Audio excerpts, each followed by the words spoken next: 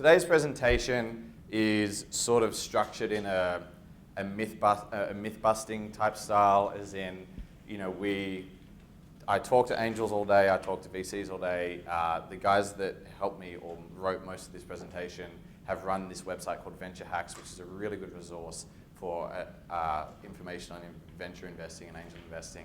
And they've been angel investing for a very long time. And we have seen a lot of the ways that new angels typically approach investing, and we just want to give you the cheat sheet. We want to sort of give you, for those who are just starting out in their angel investing, which I assume will be most in this room, we want to just help you level up really, really quickly. So that's sort of how it's structured. So at times it might just go straight to the point, and let me know where you want me to explain anything behind it or explain any particular term that I bring up. So straight to the first one.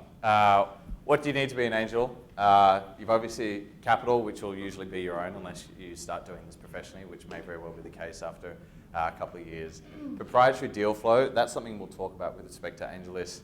And then good judgment. Most of this presentation is about good judgment. So deal flow. The first thing I will say about deal flow before we go into those points is the age of proprietary deal flow is arguably over. And that is very, very good news for you guys. So in the past, you basically had to go to a lot of parties, know a professor at a particularly good computer science institute or at a really good medical research institute or whatever else to make sure you got access to deals. That's not the case anymore. Now you just have to have a really well-maintained profile on AngelList, and you have to log in every day or so, and you have to just read the emails that we send you. There are 40 or so thousand companies raising money on AngelList. There are a couple 100,000 companies, user entities, whatever else on there.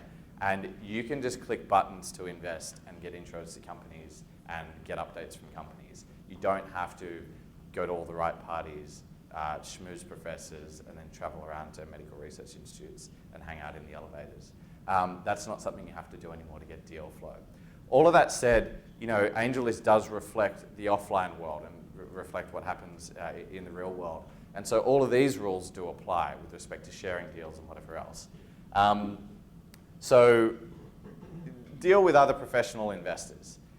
There's a lot of quid pro quo that goes on between angel investors. Share deals with them, they'll share deals with you. That's how you'll end up getting the best deals. You won't get the best deals by investing in your best friend's kid's idea. That's obviously not the best heuristic for a deal. I've been friends with him for 20 years. Don't forward deals you wouldn't do. So when you're sharing deals with investors, you'll notice very quickly as you start angel investing, this will be a huge source of deal flow for you. Your deal flow will basically only come from, unless you've got a whole bunch of existing connections, AngelList or other angels that you've developed good relationships with. That's where the vast majority of deals will come from. And in doing that, don't share deals you wouldn't do. Firstly, it harms the entrepreneur, and secondly, it harms your reputation. The first question another angel or another VC even will ask you when you share a deal with them is, are you investing? And if you say no, then you've sort of lost them straight away. Secondly, if you share a deal with another investor and you're not investing, and that investor then just switches off, then you've sort of ruined it for the entrepreneur if they later meet that investor. As soon as that investor, if they somehow happen to meet the entrepreneur whose deal you're sharing, that investor will already have a preconception about the quality of that investment opportunity. So don't share deals that you wouldn't do or you aren't really seriously considering doing. And then, non-standard models to angel investing lead to adverse selections. So don't put yourself out there as a consultant and then try and get into companies at a discount. Don't try and pretend you're like a mini incubator. Don't try and say that don't invest other people's money as well, unless you really are serious about creating a fund and undertaking all the obligations that are attached to that. Just be an angel to start with. And if you're ever going to go beyond that, be really serious about it. And we'll talk about what it means to be an angel. But I would say don't try and get too tricky about it too early on, because just being an angel, you can get access to the best deals. You can make some good money. And the most important thing is you can have a lot of fun along the way. So don't get distracted by all these other alternative models to angel investing at the start. I would even argue angel groups. are a non-standard model for angel investing. But we can talk about that later. So as I said, good. Most of your deal flow will come quid pro quo. It will come from other angels, and between that and AngelList, you'll have plenty of deal flow to go around if you're good at developing those relationships. And then the other good thing is, getting involved in a company so early on. You're not a fund. You don't have millions of dollars to invest in later, like tens of millions of dollars to invest in later rounds. That's sort of not your competitive advantage here as an angel. The competitive advantage is you get there first and you give good advice. And for you guys, that's very much the case because you're all like highly, highly trained professionals. And to get to the level that you are and to be able to give the advice that you're able to give, you need obviously like decades of training. So stick to that competitive advantage and push that at every opportunity when you're investing in companies or when you're trying to convince them to let you invest. So pitches. Going to pitches with entrepreneurs at cafes, whatever, online, Skype, this is what you'll spend most of your time, most of your high energy time doing. There's a lot of background thinking that goes on when you're doing due diligence on a company, but pitches is the most important thing where you get most of your information. Don't ask people for business plans. No one does them anymore. There's this huge planning fallacy in early stage companies. You can't predict, if you haven't released a product, if you haven't even got customers yet, giving 10 years of projections. There we go. I guess I'll wait. I don't know. I'm a bit of a loudmouth. I can speak over that. Don't expect people to send you business plans. It's just not the way things are done anymore. And there are a lot of really good reasons for that. The big one being people realize that they're just sort of fancy planning documents and works of fiction rather than anything else. Asking people for formal exec summaries, same sort of deal. NDAs. It's slightly different with very high research cost medical devices, but for most companies, it would be pretty bad form to walk into the meeting and say, it's pretty bad form for them to ask you to sign an NDA, and if you ask them, I can't imagine why you would ask them to sign an NDA, but that's definitely pretty bad form. So basically the reason for this is if you're a professional investor, you can't manage the legal burden of having hundreds of NDAs. You can't manage all of those conflicts. So what is good is a high concept pitch, an elevator pitch, something that looks something like an AngelList profile, a really brief slide deck, maybe 10 slides or something else. There's a pretty standard format out there now, and entrepreneurs are pretty good about sticking to it. And then if you like what you see, usually an entrepreneur will send you their deck or their AngelList profile or something. And if you like what you see, then the next step is usually you get on the phone with them, or you just do like a 20-minute Skype with them, or if you're in the same city, is the 20-minute pitch. And you guys are all wise. Yeah, listen, don't talk. Just let the entrepreneur say as much as they possibly can, and then start passing judgment. So evaluating startups, what to look out for in teams. What we have generally seen is that single founders, it's too lonely, it's hard to be motivated, you don't have a collaboration partner, they very, very often fail.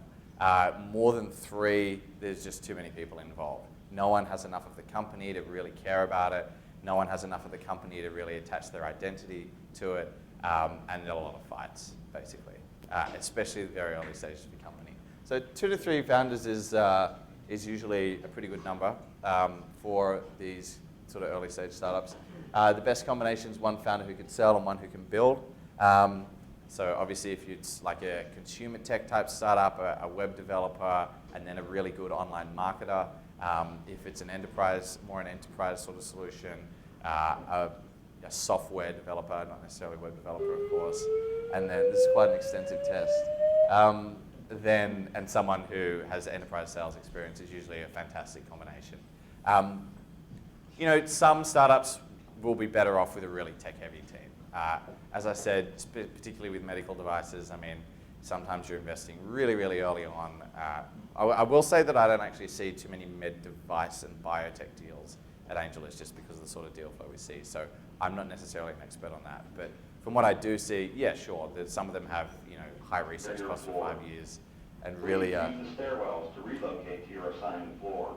and really really technical teams, PhDs, commercializing research, whatever else. So that's obviously an exception, but for most consumer tech startups, you know, fitness apps or better workflow solutions for HR firms to do with health insurance, those sorts of startups, you usually want to go for that sort of split. You don't want to have a team full of developers that have never sold anything in their life, especially if they're doing an enterprise startup. It's not necessarily a bad thing. I mean, all these things can be learned fairly easily, but it is a bit of a warning sign. And then vice versa, you don't want a team of MBAs looking to start a business because it's cool. So that certainly happens. Outsourced development, I think, you know, this is obviously debatable, but I think is another pretty big flag. I mean, these days, especially again with more consumer type startups, the difficulty of learning a lot of these things yourself so that you have full control over your product is really low these days. And for a team to either just not go to the effort of hiring someone who does that and bring them in-house so that they have full control over it or not learning it themselves is another red flag. Yeah, team matters more in enterprise deals, traction matters more in customer deals, consumer-facing deals. What that means is, you know, if it's an enterprise startup, you want someone that knows the customers really well, has been working in that industry for 10 years, has signed big contracts before, has managed those massive negotiations that happen with multi-year enterprise contracts. You really, really want that person. You want the person that can, you know, go on the golf trips, whatever they have to do. That is definitely true for enterprise startups because you make less sales, but they're higher value, but they're harder to close. Consumer deals, traction is everything. I would strongly advise you to not invest in any consumer deal that's pre-traction because the bar is so low. Like, for the sort of apps I'm talking about, so I'll give you an example, a photo sharing app, for example. To make a photo sharing app, to get a basic prototype out there, to get 10,000 downloads on the App Store, which is still probably too low for an early stage investment, is very, very easy. Like, you can very much have a day job and put a couple of days or a couple of weeks work into it and get to that stage for a very, very simple app, of course. The bar for that is pretty high these days on AngelList. To give you some numbers, these are obviously very, very generalized.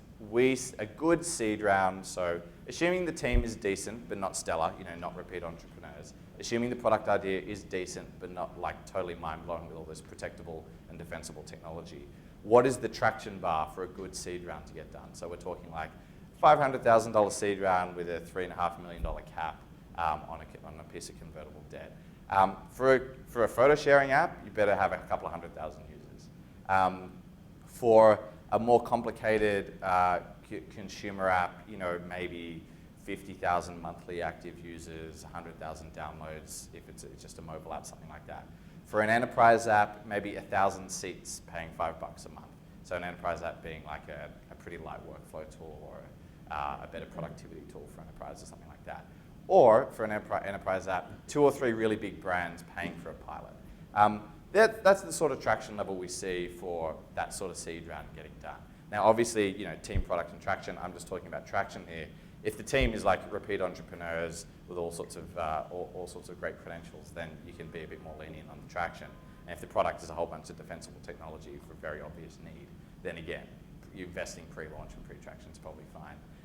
Anyway, I've gone a little bit far on that one, but I've gone into traction. But that's what we had to say about team and about team balance between enterprise versus consumer. Intelligence, energy, and integrity. This is a Warren Buffettism, I think. Basically, if you've got intelligence, is pretty obvious. You need that. Making new things is hard. Energy is, you know, making new things when the rest of the world has never seen the thing and doesn't necessarily want the thing is hard. You've just got to keep banging down people's doors. Now, intelligence and energy without integrity, and you've just got a really, really good crook. So you need all three. How do you measure integrity? Social proof, reference checks, all this sort of stuff. We can go into that either in Q&A or I think I might have a point about this later on. But I don't know, we've just found that to be a good little basic rubric. Evaluating startups. Ignore all companies that have not made early meaningful contact with their customer. So I mentioned what this means in a consumer app. basically if you've got no users whatsoever and it's a pretty simple consumer app, I'd be very wary of investing in that in the absence of like an obviously brilliant team or defensible technology. With enterprise customers, they don't necessarily have had to have made contact with the customer because it's very difficult with enterprise customers. It's often a very long sales cycle and whatever else. But other proxies for this with enterprise apps have done extensive surveying, have done is halfway through, like very far into a request for quotation or something like that. Or with enterprise apps, there's someone on the team that has sold to these customers for 10 years. That's another proxy for contact with the customer here. So yeah, on the web, products have been released. So evaluating startups, this ratio seems pretty intimidating at first. 100 to 1 is a good ratio, as in you might invest in 1 in 100 companies. Seems pretty intimidating. It's frankly true. I personally see almost 1,000 companies a week in my roles of screening deals for AngelList and with my team, my deal flow team at AngelList. And I would probably get excited about 1 company a week, something like that. I mean, I'm particularly jaded, but the 100 to 1 ratio is very true. It sounds intimidating, but that's what it takes. Like the bar for starting a company is pretty low these days, and you've got to, especially at the beginning, it very much is a pattern matching game, and you've just got to do the hard yards, meet with a lot of entrepreneurs, get to know the personality types, get to know the product spaces, get to know the technology. You guys obviously have good domain expertise, but not necessarily technology expertise within those domains. Get to know the technology, get to know the words, get to know where you can be blindsided. You really have to do the hard yards. So don't get discouraged if after seeing 100 companies you haven't made an investment. You've still done good work. The next, what have we got up next? Saying no. Yeah, so following on from seeing 100 companies and investing in 1, you'll say no all the time. And it is a very, very, very weird feeling, saying no that often and being so dispassionate, or learning to be so dispassionate about it. But there are some rules for saying no, so as to not get a bad reputation among entrepreneurs, so that you can get your job done very effectively. Say no fast. Don't be afraid of saying no just off a pitch. I mean, I say no when I'm actually investing. I say no off a pitch for more than probably 80% of things that come into my inbox, pitches that come into my inbox. Yeah, so don't be afraid of that. I mean, it's very obvious sometimes that the team is totally imbalanced, that they're far too early, like don't really know what they're doing. They haven't defined a problem space specifically enough. They have no competitive advantage. They have no technology. They have no product yet, and they're a consumer app. Like, it's fine to say no just off a pitch. If you do take a meeting and it becomes very clear that, I don't know, the person doesn't have integrity or they're not very smart, they can't answer the questions that you're asking them, and they're valid questions, that's fine. Say no at the meeting. Don't say, I'll get back to you if at the meeting you know that you want to say no. Like, if it's a decision you're going to make, just make it now. And when in doubt, say no.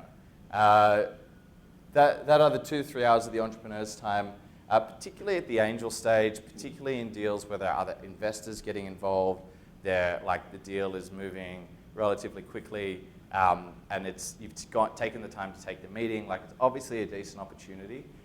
You shouldn't really need more than 2 to 3 hours of an entrepreneur's time to make that investment, especially if you're investing a fairly small amount. If you're investing, I don't know, 10, 25, 50K or something in a deal that's, say, 500K to $1 million. You probably shouldn't, I don't know, a good rule of thumb is you probably shouldn't need more than that amount of time. Most deals get done, like really good deals at seed stage get done in 2 to 4 weeks. Most deals get done in probably 4 to 12 weeks, I guess, from start to finish. So you generally shouldn't be taking more than 2 weeks to make decisions, otherwise you're going to miss out on deals. And then if you're seeing the volume of companies that I suggest you see, and you want to make a couple of investments a year, then yeah, you probably shouldn't be spending more than 2 weeks thinking about them. Otherwise, you're not going to be able to make many deals. There has been an alarm activation. We've noticed. And only invest in people you're excited about. I'll speak about this when I speak about like why do angel investing at all. Yeah, swings you don't make don't count against you. this is the 100 to 1 thing. Like, get used to the numbers. Get used to developing, like, knowing that your job is to pattern match, and that to pattern match, you've just got to see a lot of patterns. And don't worry about not investing. I mean, entrepreneurs, firstly, are used to a low conversion rate to money. And then secondly, it's the right thing to do for you. The best investor is a lazy investor. Anyone who sort of knows anything about it, Charlie Munger and Warren Buffett and how they've done well, they're both incredibly lazy. Try to add value at every meeting. Use the stairwell to relocate to your assigned floor. This goes back to the point I was making about advisory services. I mean, your competitive advantage is not necessarily money. I mean, if you're investing in a family and friends round, then yeah, your money's a fairly significant proportion of that round, say, 20K over a 50 to 100K round. But if you're investing in a seed round, especially if you're investing in one of the Rock Health companies post-demo day, your money is not like totally moving the needle for them if you're investing 50K. So really, again, your competitive advantage is your domain expertise, basically. And so give good advice and at every single meeting, at every opportunity. And also, that ties in with you've only got 2 to 3 hours to convince the entrepreneur that you're worth having on the cap table. So terms. This first point isn't strictly under terms, but it's a good point to make. The biggest risk as a founder, or the biggest risk of any startup, is it just dies. Or the most probable outcome is it just dies, right? There are lots and lots of reasons that startups die, but the biggest, well, not the biggest reason, but most startups die just because they run out of money, sort of by definition. How do startups not run out of money? They have people that believe in them for the time it takes for them to hit profitability, basically. And particularly with a lot of med startups, particularly with a lot of device startups, biotech startups, these companies take a long time to hit profitability. Recognize where the company you're talking to is on that spectrum. If it's, again, if it's like a consumer app or like a productivity tool or something that just charges per download, then it's probably expected to hit profitability pretty quickly. But if it's sort of a longer term, more high-tech company, it's going to take a while. Realize where your company sits on that spectrum and make sure you're investing alongside people that can take it at least to the next stage or two. So invest alongside VCs most of the time because they're the ones that are going to be able to go on and fund the company and follow on rounds. This next one's an interesting one. When you're thinking about who are the other investors in my round and what terms should I be happy with, why are they getting pro rata rights, why am I not, whatever else, make sure that the VCs have pro rata rights, because they're valuable to them, basically. They can sort of sell them, so to speak, in different ways. And it means that they're able to invest in the next round. And because they're valuable to them, it means that this round's valuation, they may not be so fussy about that. I mean, VCs investing at the seed or Series A stage, even the Series A stage, aren't really investing for that round. They're investing because they want an option on the next round. So make sure you're investing with VCs that are thinking that way, because that way if the company does hit, then there's going to be someone there ready to fund them and the company can just keep moving, keep growing. What sort of instruments should you expect to be investing in today? It's overwhelmingly the case in seed rounds that it'll be convertible debt. It may be priced equity, but priced equity rounds usually happen at a later stage these days, and by later I mean rounds of a couple of $1 million. It's probably, we definitely don't have time to go into the details of those instruments, but I'm happy to answer any manner of questions in Q&A about them. Investing with groups of angels leads to better decisions and keeps entrepreneurs honest. As I said, you'll get better deal flow investing with other angels. You'll get good thought partners doing lots of deals with angels. You'll get to learn how you invest and how they invest, and you can keep each other honest, so to speak. It also keeps the entrepreneurs honest. When there are lots of angels in the round or lots of investors in the company and stuff goes wrong, it's harder to run from 20 people than it is from one person. And that's on the negative side. On the positive side, when things start going wrong, you want 20 people on your team rather than one person on your team who can provide the contacts to save a company at the last minute, get them a contract with a customer or whatever else. You shouldn't expect to be getting board seats. I think that's relatively obvious if you're investing sort of at an angel level in a seed or Series A deal. The lead investor may not necessarily get a board seat at a seed stage of a deal. and at a Series A stage, the lead investor will get a board seat, but as an angel, you won't. And you should start worrying if a company is selling more than 20% of themselves at the seed stage, because it probably means by the time the company gets to any level of significant traction and started doing any significant fundraisings, the founders are just not going to have any of the company and not going to be motivated to stick around. So start worrying at about that level. So the first point is the number one and probably the only rule of angel investing: don't do it for the money. Do it because you like it. Do it because it's interesting. Do it because you're a patron of the future, a patron of innovation. Think of yourself as like a 16th or 17th century Medici, like as a patron. Think of yourself that way, and you'll sleep a lot easier at night. You can make money in angel investing, of course. You can have huge hits if you do it right. If you invest, the same amount, and you're really disciplined in every deal. You have fairly diversified investments, and you've got good screening mechanisms. You've got good deal flow. Yeah, of course you can make money in angel investing, but at the beginning you should assume as soon as you make an investment, that's gone. It's a learning expense until you become really, really good at it. And I've said all of that. Oh yeah, balance your portfolio with ultra-safe investments. Nassim Taleb, the Black Swan guy, he suggests an investment strategy of 90% T-bills and bonds and cash, and 10% super risky stuff. I think angel investing is super risky, so if you're putting some of your money into angel investments, make sure the rest of your portfolio is adequately optimized. So that's that. On Venture Hacks, there's a whole bunch of information about terms, about instruments, about how much companies should give early employees, about how to read cap tables. Like, it is a Bible for early stage investing. So I'd highly recommend that site to your entrepreneurs. Spend a lot of time on it. So if you don't know basically everything on there, then an entrepreneur can probably blindside you. And then also it's just good, free, cheap information that's easy to access.